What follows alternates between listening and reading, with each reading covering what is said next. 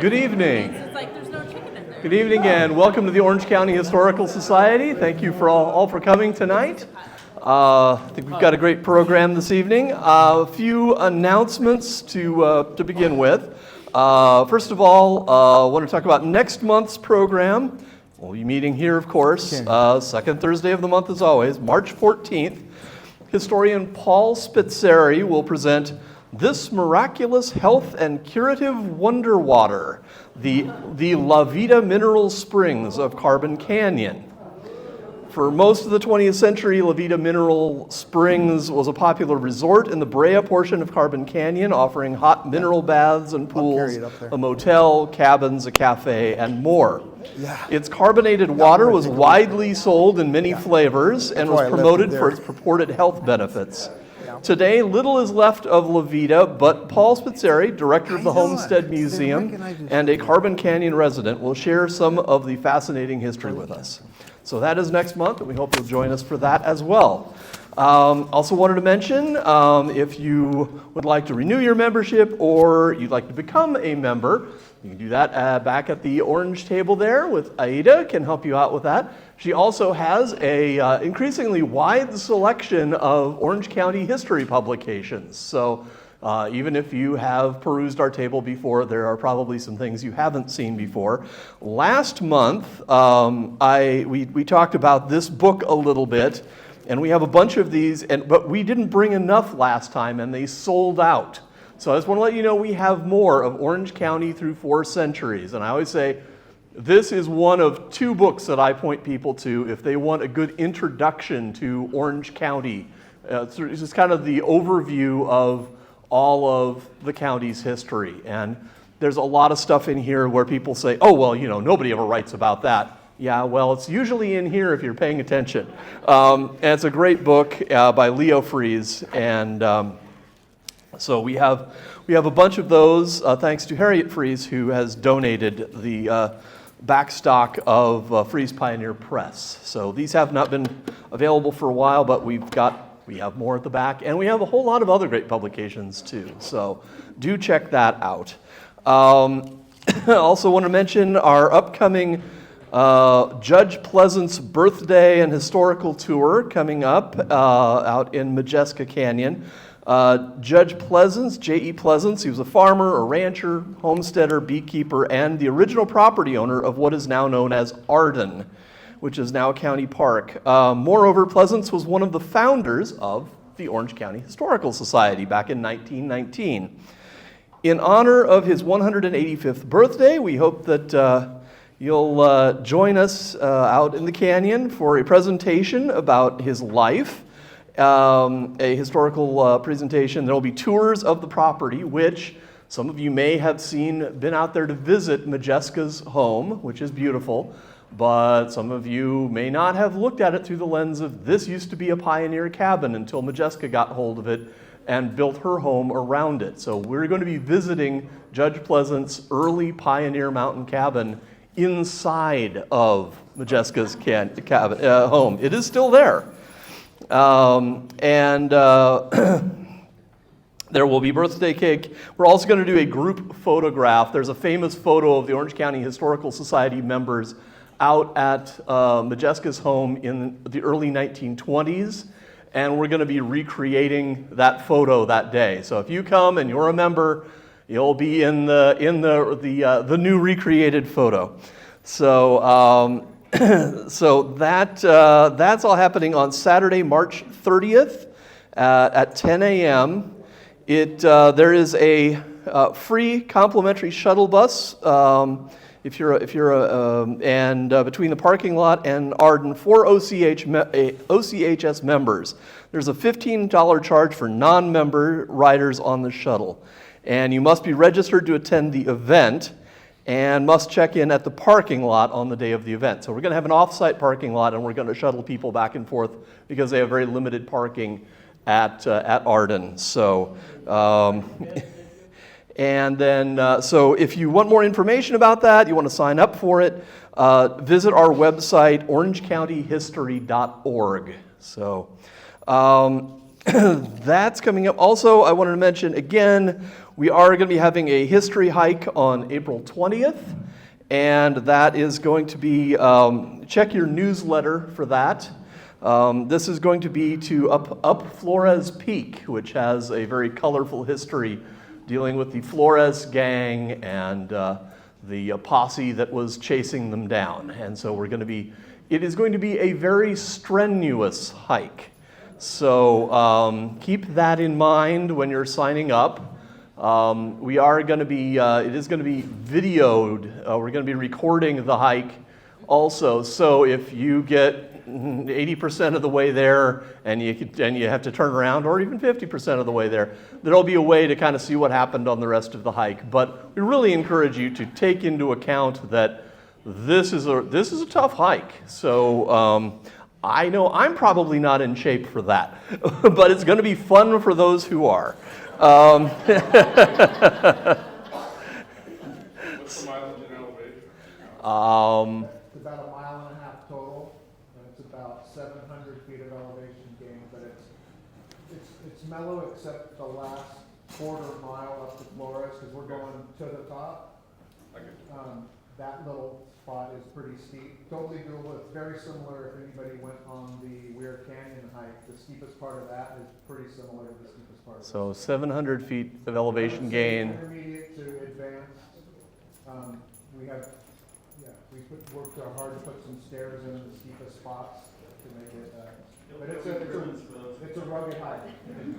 It's a rugged hike. And Rob Brown is being our host for this history hike, and Eric Plunkett, who's back there hiding out in back, was also going to be there as our resident historian, providing more historical context and background, and that's he always does a great job of that. So we're looking forward to it. Very colorful episode, following in the footsteps of a very colorful episode of Orange County history. So with that, I would like to introduce our speaker tonight. Bob Minty has been the program chair of the Dana Point Historical Society for several years, is a life member of the Orange County Historical Society, and has been portraying Richard Henry Dana Jr. as a reenactor for the Pilgram Program at the Ocean Institute since the 1980s. He's the go-to person for anything relating to Richard Henry Dana, and has given presentations to members of the Orange County Board of Supervisors and numerous professional organizations. Some OCHS members will recall Bob's memorable presentation here last time he spoke here, when I asked him to give a talk about the whaling industry that once existed off our coast here. And I had no idea what we were in for, but it was amazing. When I got here, he already had a U-Haul truck rented out here full of whaling equipment, and he ringed the whole room with it. Yeah, it was incredible, and then gave a great presentation. So, so we're looking forward to your program tonight, Bob. So with that, I will hand it over to you, Bob Minty.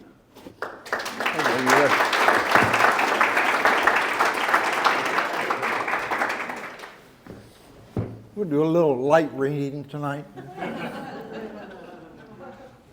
These are all books on Richard Henry Dana. We do have a mic. Most folks believe that Richard Henry Dana only wrote one book.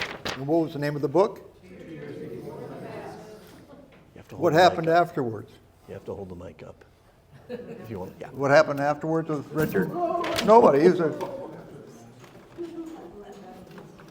one pony. That's it. Well, so tonight what I'm going to do is kind of fill in that blank, let you know what he was up to. Then you'll say, you know something nobody else knows. Okay.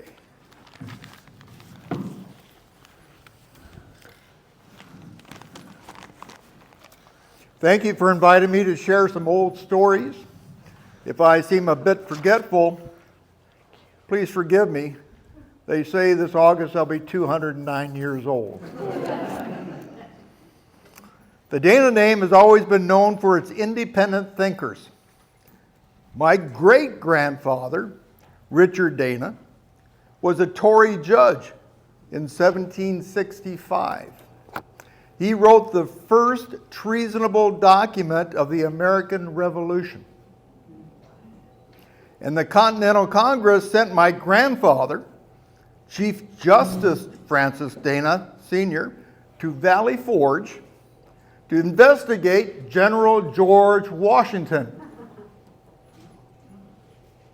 for corruption. Instead, they became lifelong friends. The Dana family has always enjoyed wealth, power, and influence. My mother, unfairly, she died when I was only 6 years old. She abandoned me to my 2 spinster aunts, a brother, an uncle that wasted away our family's wealth, and my melancholic father, Richard Dana Sr. Father prohibited us from ever mentioning my mother's name again. Father wrote of me, if he lives, he is too sensitive to be happy. Should he die early, though be it a sad thing to part with him, but he will have escaped the evil to come. Even though Father was a Harvard graduate and a member of the bar, his sole life accomplishment was earning $500 for a publication, The Idle Man. Eventually, I was burdened as the sole provider of my entire extended family. My early schooling brings memories of unfair corporal punishment, flogging with ferrules, and the fear and loathing of tyrannical teachers. After serving an unfair 6-month suspension from my junior year at Harvard for cheating, I contracted measles, resulting in nearsightedness. I needed a break from family and school. I craved adventure and desired to prove my manhood. During other times, I would have gone to war. But this was 1834. Too late for the War of 1812, and too soon for the Civil War. Therefore, I chose to go to sea, not as a passenger, but as a common seaman, aboard a California-bound hide ship, the Pilgrim. I was 19 years old, 5'5", 125 pounds, thin, pale, and nearsighted. The voyage aboard the Pilgrim lasted 5 months. We rounded the Horn at the peak of a gale, and Captain Frank Thompson was a terrible navigator. We were 1,000 miles off course near Antarctica instead of the trade winds. Doesn't mention that in the book. There is nothing as helpless as a greenhorn learning to be a sailor. Seasickness was overwhelming. Thankfully, our cook had a solution. Tie a piece of raw pork to a string, swallow it, and I yank it out, and all your landsman victuals come out, and you're ready for some hardtack.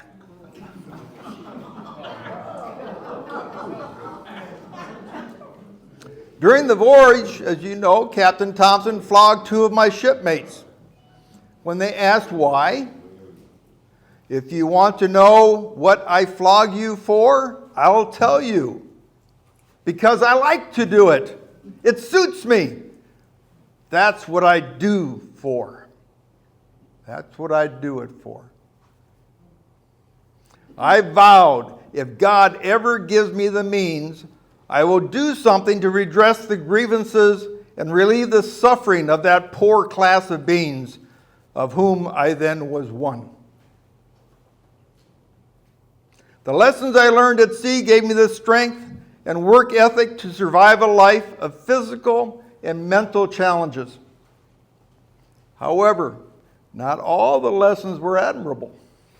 You must understand, the camaraderie of sailors require you to be with them ashore if you expect them to accept you aboard ship. It was that decadent behavior required of a common sailor that forever caused my moral compass to run astray.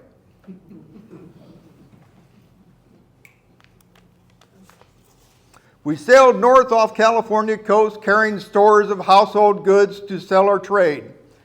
The Californians are an idle, thriftless people and can make them nothing for themselves. The country abounds in grapes, yet they buy at great expense bad wine made in Boston. We hid much of our wares offshore to avoid paying the Mexican import tax in Monterey. That's where I met Bill Jackson, a fine specimen of a manly beauty, cheeks of handsome brown, teeth brilliantly white, hair of a black raven waved in loose curls, and eyes he might have sold to a duchess at the price of diamonds for their brilliancy. On one of his broad arms he had the crucifixion, and on the other the sign of a fouled anchor. Oh, I digress. When arriving at Capistrano Bay Bluffs, we found cattle hides loaded in ox carts delivered by native workers from San Juan de Capistrano.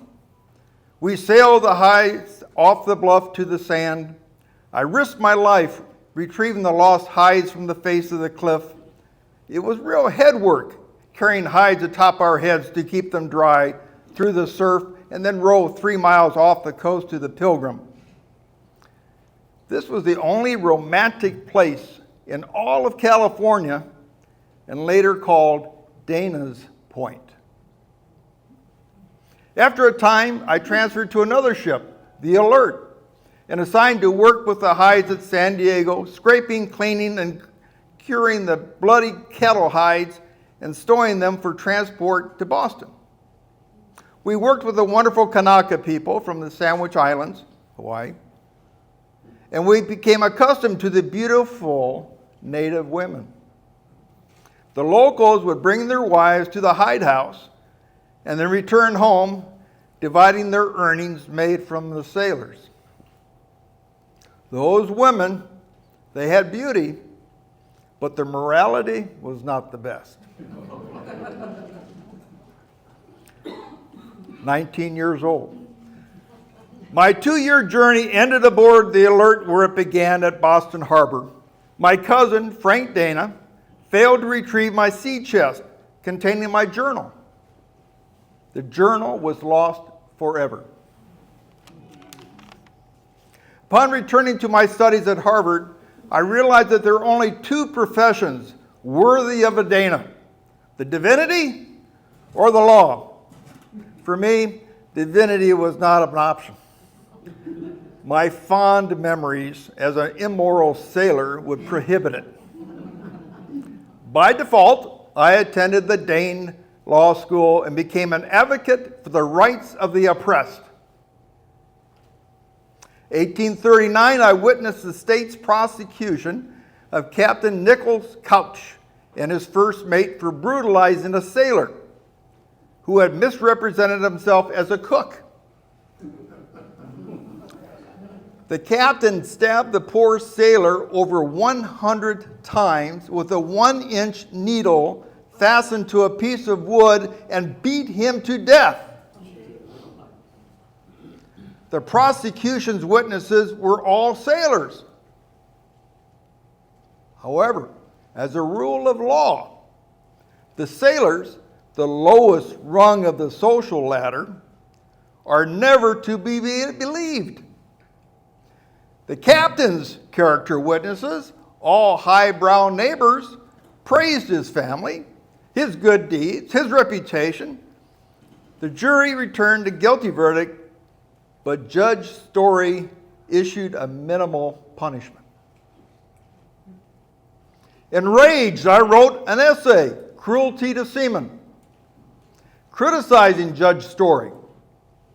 That was a gutsy move for a second-year law student.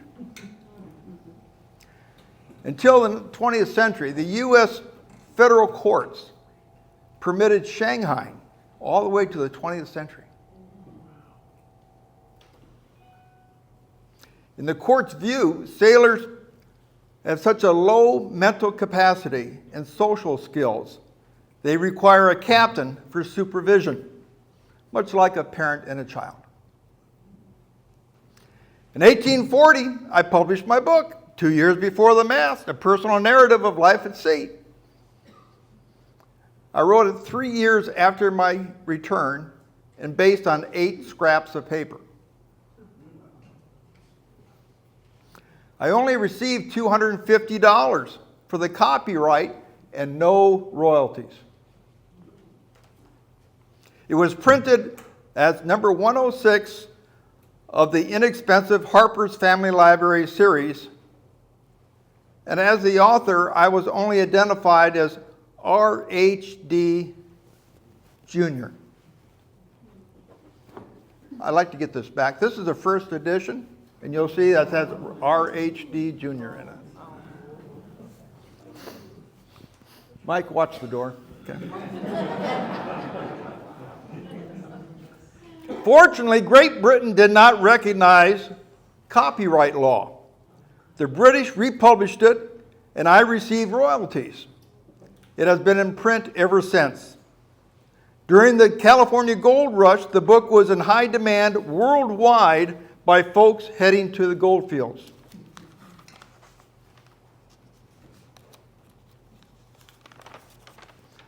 The $250 allowed me to marry Sarah Watson. We had dated for 3 years. She had my mother's appearance and matched her nobleness, sincerity, and purity. My annual bouts of guilt over the sins of my life as a sailor, as well as my desire to revisit that freedom, demanded that I marry someone who could direct and inspire me. I believe Sarah helped control my temptations, but she suffered limited success. As expected of a Dana, I wrote a daily journal. I opened a law office right across from the Boston courthouse. My practice was limited to representing the unwashed, poor, mistreated, or unpaid sailors. My hair was long, sailor fashion. My office looked and smelled like a ship's forecastle. I won every case, but my income was very dismal. When a sailor had no money, I worked without pay. For me, the term business had no bearing on the practice of law.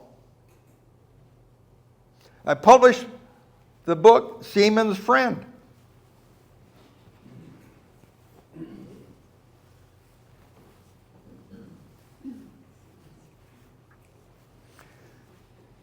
That book informs sailors of what are their rights.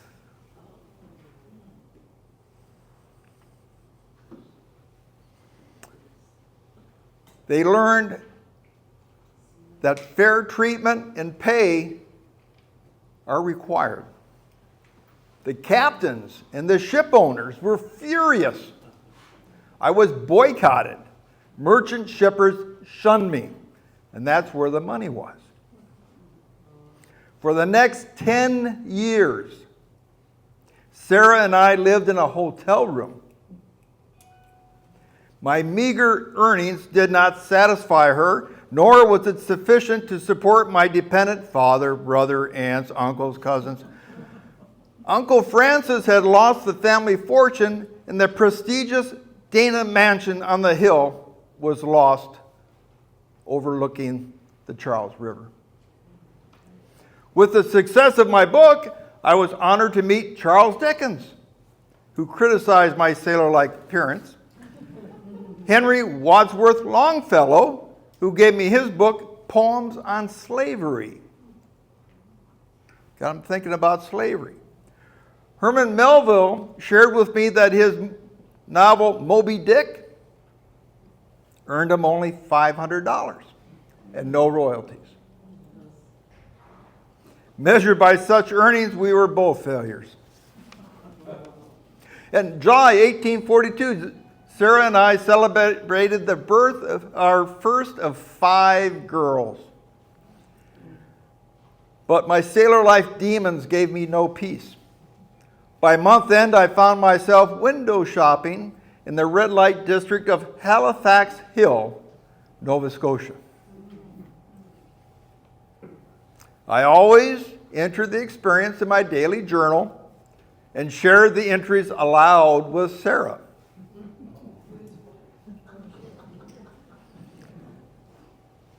During another annual August outing, I patronized the brothels at the 5 Points district in New York City.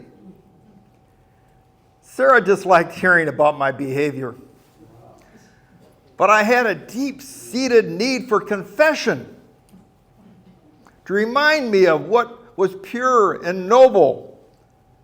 I described my visits as a simple curiosity. I would dress as a common sailor, and at the appropriate moment, remove my jacket to reveal that I was in fact a true gentleman. This curious habit became a lifelong obsession. I would work to the point of exhaustion, demanding that I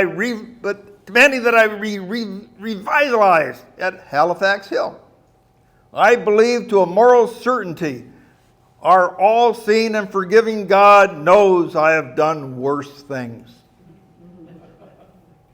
Bostonians had always professed to be anti-slavery.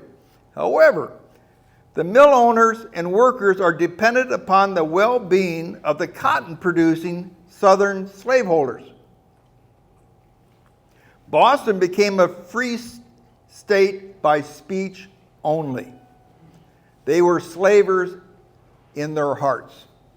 Personally, I've always been a free soiler, believing that those states currently with slaves should remain enslaved.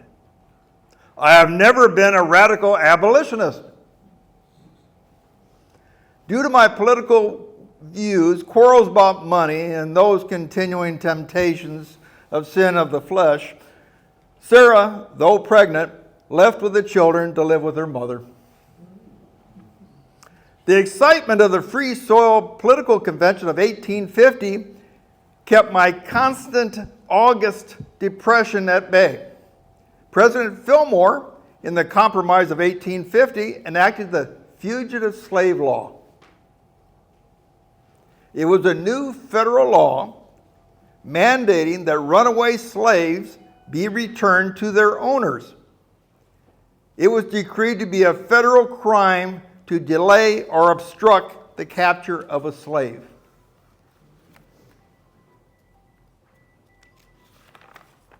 U.S. Marshals assisted the slavers.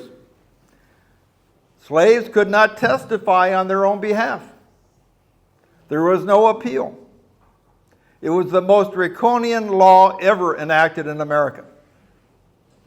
Boston courts enforced the law to appease Southern politicians and the cotton Whigs. At the same time, Boston community vigilance committees were being formed, but not to help enforce the law, but to subvert it. A battle was brewing in Boston, and I was on the wrong side of the establishment. President Fillmore and Secretary of State Daniel Webster vowed to defeat Boston's insane abolitionists and free soilers.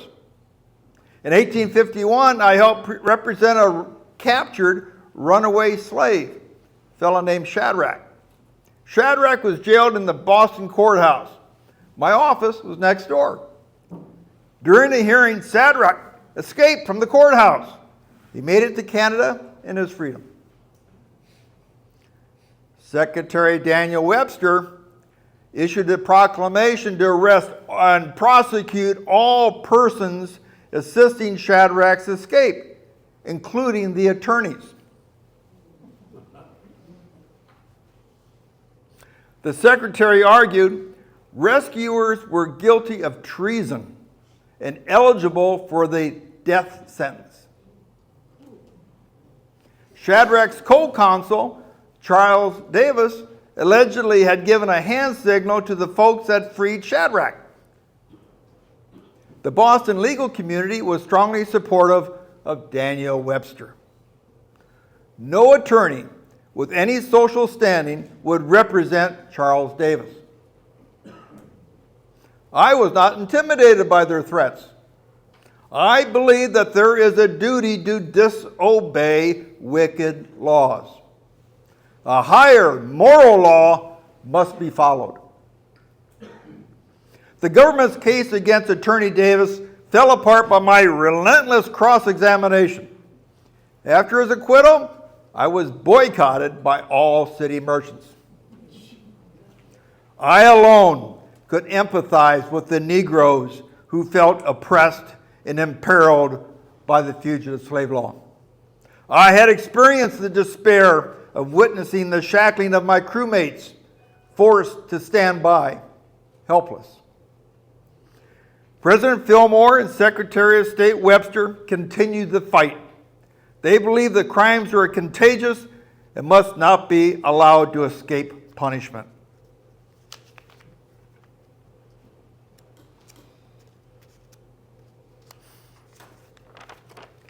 The next co-counsel to be tried was a fellow named Robert Morris. Morris was the solitary Negro member of the Massachusetts State Bar. Prosecutor Daniel Webster argued that the rescue of Shadrach satisfied the levying of war, an element of the U.S. Constitution. And constructive criminal liability for treason extends to any person performing any part, however how small or remote, from the scene of the action. I had to confront the possibility of being charged personally with constructing treason myself. The case against Attorney Morris consisted of one witness who saw Morris whisper to Shadrach moments before the escape. The judge instructed the jury that Morris could be found guilty even if he did not aid the escape, but did not prevent it. I alone convinced the jury to reach a unanimous verdict, not guilty. The final defendant in the case of Shadrach was Elizur Wright. His crime was publishing an anti-Daniel Webster newspaper, the Commonwealth. Confident that he could defend himself, Elizur declined my offer to represent him. He was very lucky.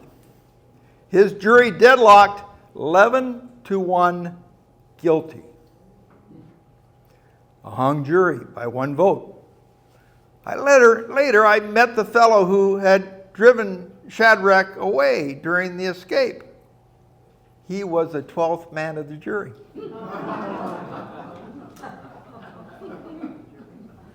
The prosecutor elected to retry him. He gratefully accepted my offer to represent him. My experience resulted in a quick, not guilty verdict. I drafted state legislation prohibiting the state resources to implement the Federal Fugitive Slave Act. We also banned our state volunteer militia from serving as U.S. Marshals posses. The rescue trials and the subsequent boycott of my law practice cost me my professional success for the next 8 years, a critical period of a lawyer's life. I never recovered. The emotional and financial stress took its toll on my health. I finally collapsed and fell to the floor. As a diversion, Sarah and I decided to finally build a house. The planning idea was helpful, but it was August. And the diversion I needed was at Halifax Hill. By 1852, Sarah and I finally moved into our house and celebrated the birth of our only boy. I christened him Richard Henry Dana III. Years later, he married Henry Wadsworth Longfellow's daughter, Edith. My financial problems continued to mount. I was forced to accept out-of-town cases and speaking assignments, all this required a prolonged time away from home. Sarah's nervous system was failing. Her doctor sent her away for treatment. We boarded the children at their schools. Our new home was rented out to pay the bills. Same year, Daniel Webster was reported as died. But the slave trials continued. The trial of Negro Anthony Burns started in 1854. Anthony was seized and locked in the Boston courthouse jury room. He was charged as a runaway slave from Georgia. Local opposition to the fugitive slave law had grown. During the night, our Boston's Vigilance Committee attacked the courthouse, attempting to rescue him by force. The rescue attempt failed, and one of the slavers was killed. President Franklin Pierce and Secretary of War Jefferson Davis called out the Marines to secure the courthouse and the streets of Boston. The next morning, our courthouse resembled a beleaguered fortress. Our jury room had been transformed into a slave pen. The Army placed a brass cannon at the courthouse steps. All prosecuting attorneys were armed. This use of authority to demean human dignity was despicable. It was a far greater outrage than the schoolmaster's beating of a schoolboy or a captain flogging of a sailor. The unprecedented collusion of the U.S. Attorney, U.S. Marshal, and Boston thugs was appalling. When testimony was given against Burns, he was not allowed to defend himself. The judge ordered Burns to be surrendered to the slavers. All of Boston's shops closed. Windows were covered in black cloth. A coffin was suspended over Court Street. Each soldier was issued 11 rounds of ammunition. Anthony Burns led the procession with onlookers' shouts of "Shame! Shame!" He was put aboard a Navy revenue cutter and sent south to Georgia and sold at auction. On the return to my law office, I was attacked and beaten. My extensive injuries canceled my August diversion to Halifax Hill. 1857, our sixth and last child was born. Not a son. I strained not to show my displeasure. I dutifully spent time with Sarah and the children until August, when I escaped to New York City's red light district at 5 Points. This adventure put me in the center of a gang war. A 12-year-old girl was shot dead. Thankfully, I made it to my destination, and 3 days later, I felt alive and rejoined Sarah at her mother's home in Northampton. In February 1859, I was a little fatigued and vacationed to Cuba. To cover the expense of the trip, I earned royalties by writing a narrative to Cuba and back. These books are all here. It described the Cuban slaves' economy and how their successful sugarcane was run with the labor of the slaves. Upon returning to work, I again collapsed from exhaustion. My doctor recommended a long rest and recreation. A voyage around the world had always been the dream of my life. To save money, we again loaned out our children to friends and relatives, rented our house to cover the expenses, and I sent Sarah to her mother's.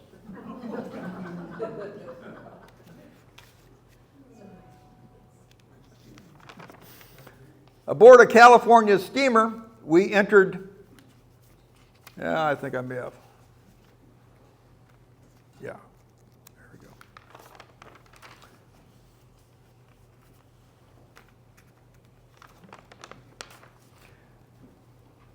We entered San Francisco Bay. 25 years had passed since I was last here aboard the brig Pilgrim. The city was no longer in a ruinous state. She was awake 24 hours a day, commerce and people everywhere. I embarked on a shoreline cruiser down to Monterey, Santa Barbara, Los Angeles, San Juan Capistrano, where we tossed the hides. In San Diego, all the Kanaka people and all the evidence of the hide houses were gone. Returning to San Francisco, I booked passage on a McKay clipper ship to Hong Kong. There were 175 Chinese steerage passengers stowed below deck. Thankfully, a new maritime law mandated a toilet for every 100 persons.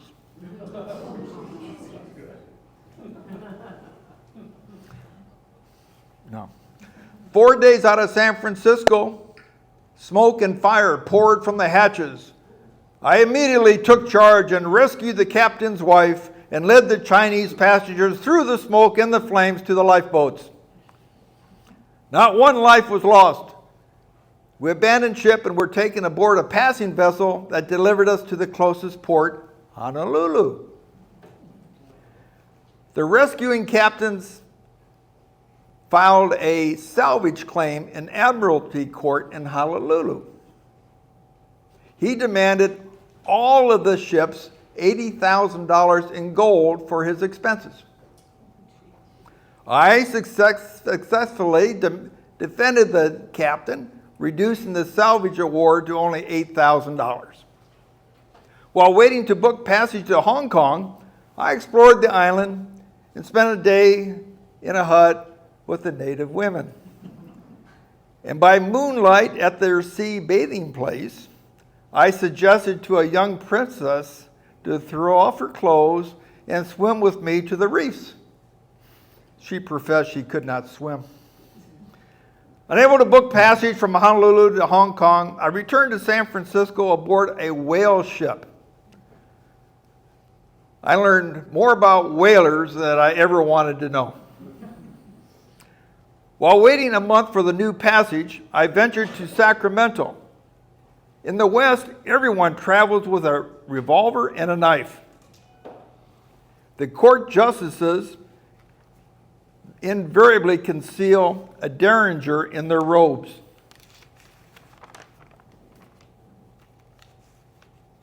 The California State Legislature is comprised of 120 members. Only 3 legislators were of Spanish descent. A bit odd for a region that was part of Mexico only 13 years before. Ultimately, I gained passage at Hong Kong and sent letters home describing the wonderful manners of the Chinese people and the famous flower boat floating brothels. Sarah dutifully copied my letters into my journal. In Japan, the red light district, women wear bright rouge makeup. Their opium pipes had very little effect on me. All the Japanese school children were smiling. It was a far happier place than our American counterparts. Traveling through the peninsula, I visited the graves of a friend from Harvard that had shipped with Captain Thompson. They had both died of yellow fever. During the sail to India, I broke a rib during a storm. While convalescing, I enjoyed the charm and beauty of the Indian women. By August, I was in Venice on my wedding day, wedding anniversary. But the unequaled romance of Venice caused all my resolutions to break down. Following month, in September 1860, I headed home to Boston. My meltdown was over, and our country's breakup was about to begin. That radical abolitionist, Abraham Lincoln, had won the Republican ticket, was in the White House. But it was our turn for patronage. I accepted the position of U.S. Attorney in Boston and served throughout the war. I took great pride in prosecuting abusive ship captains and slave traders. By 1863, President Lincoln, under the authority of War Powers Act, ordered the blockade of southern ports and seizure and forfeiture of trade ships and cargo. This led to the prize case showdown in the U.S. Supreme Court. If the Union lost, Confederates would likely win the war. Lincoln had never asked Congress for a declaration of war. He wanted to avoid recognizing the Confederacy as a sovereign nation. Lincoln labeled the rebel states as belligerents, not insurrectionists. The Supreme Court had to make the decision. Was there a war? If no war, did the president have the authority to blockade southern ports? If the seizures were not legal, damage claims would bankrupt the Union. If no war, did Lincoln have the authority to suspend habeas corpus? If no war, did he have the authority to emancipate the slaves? These were all major questions. With my mastery of oral advocacy and my expertise in admiralty law, I was the ideal lawyer to save the Union. However, the pro-Confederate leaning of the Supreme Court made it unlikely that we would be victorious. The case was postponed until the president packed the court with 3 of his own jurists. The weight of the free world was on my shoulders. I brilliantly argued the case and saved the Union. This sailor lawyer enabled the work of that prairie lawyer to continue. 1865 was a year like no other. The nation suffered President Lincoln's assassination and massive Reconstruction questions. Under what conditions could the southern states be readmitted to the Union? If the dogma of state supremacy was not destroyed, would the war have been in vain?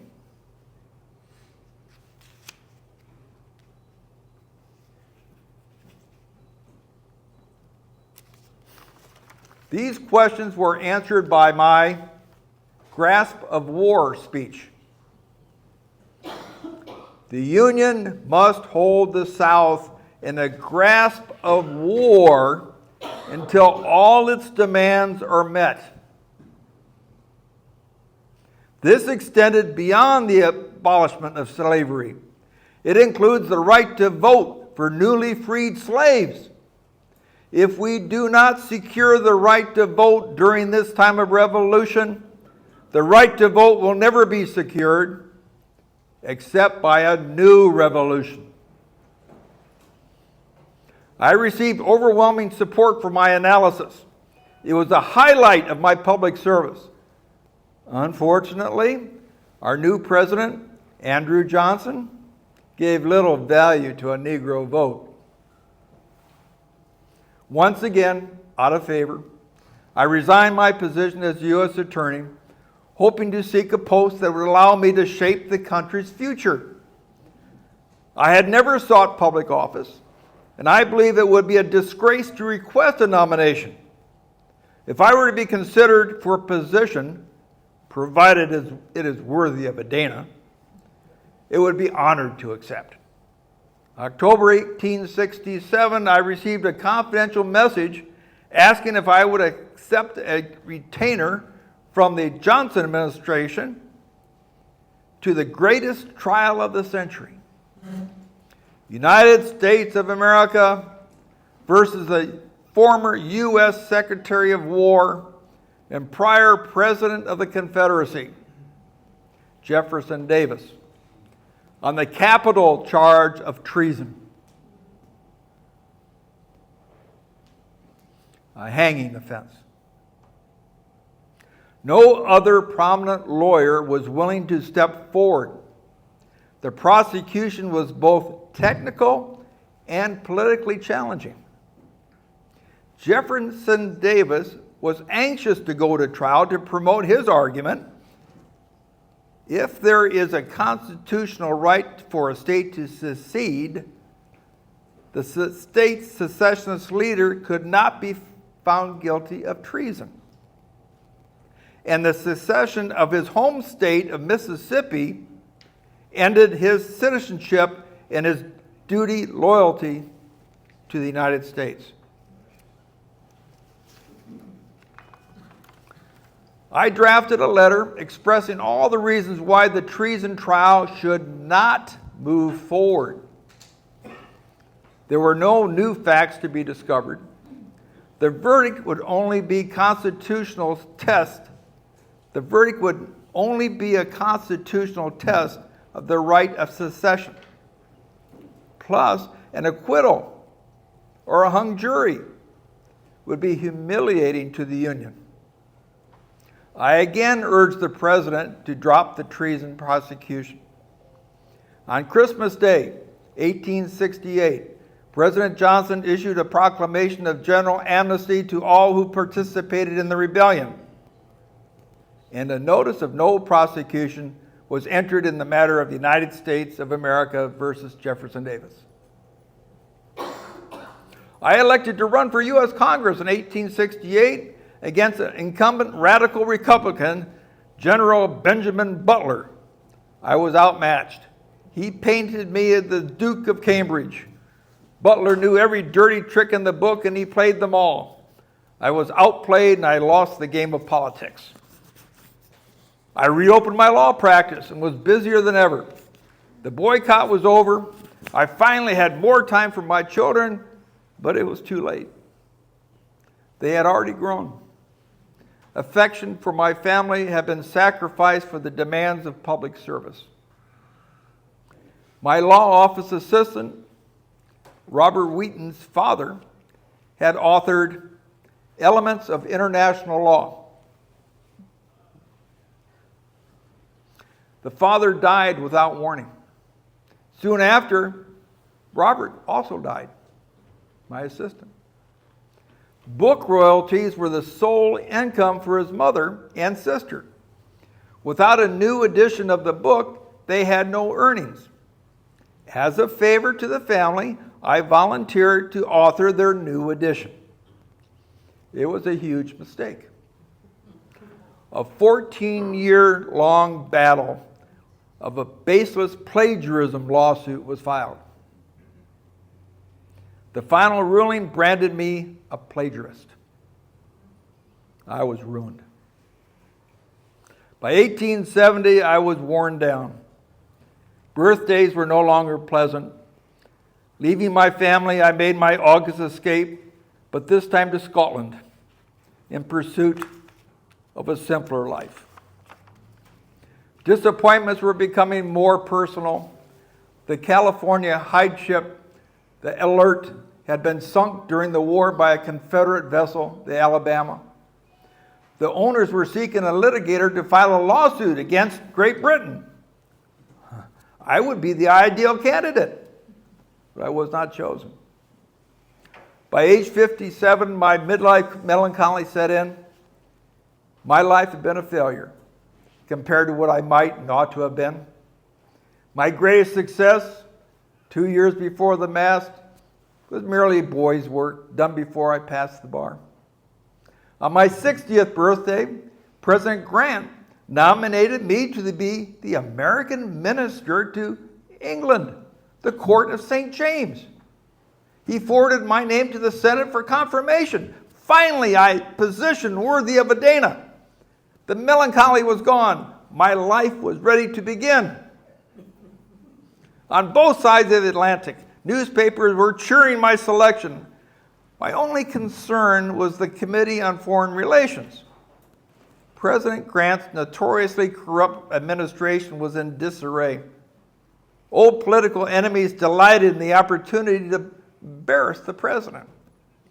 In a secret meeting, the committee voted not to endorse my appointment.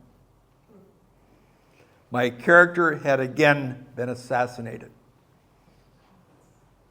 Gratefully, though, in 1876, I was selected to be the delegate at large at the Republican Convention.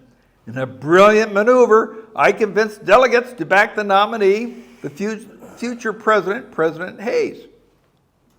After the election, President Hayes awarded all the plush patronage positions to others.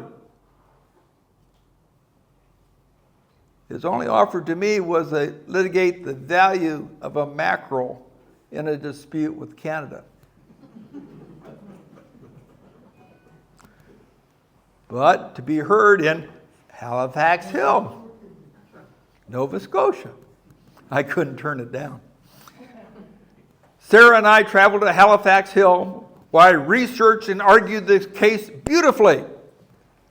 But again, the fix was in. The White House had previously decided to award Canada $5.5 million. The commission was a sham. I would never be asked to serve my country again. At age 62, I gave up my law practice to write my own treatise on international law. Sarah and I traveled together to Europe, working on my book. My father had lived to be 92, and I was in good physical health, looking forward to a long, productive life. We spent 2 years in Paris and then moved on to Rome.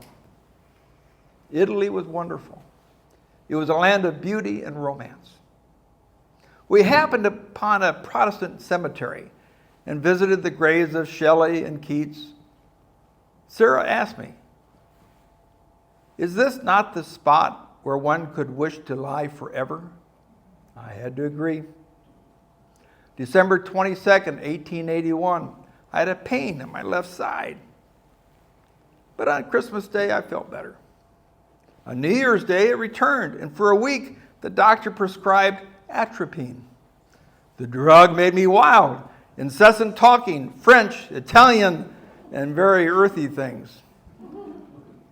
I spent my life as a counselor for the sailor and the slave. Today, you can find me in this beautiful oasis, conversing with Shelley and Keats and many others. Perhaps my melancholic father was right. I did escape the evil to come. Thank you.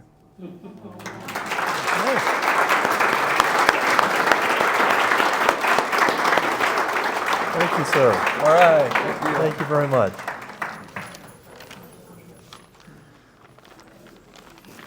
Well, whatever we may now know about Dana Point, I think we now know the point of Dana. So, thank you very much. And thank you all for coming tonight. We hope we'll see you next month. Do help yourself to snacks and goodies in the back. And and as I say, do check out our table with books. And if you'd like to re-up your membership or become a member, do see Aida at the orange table in the back. All right, thank you so much. Good night. We'll see you next month.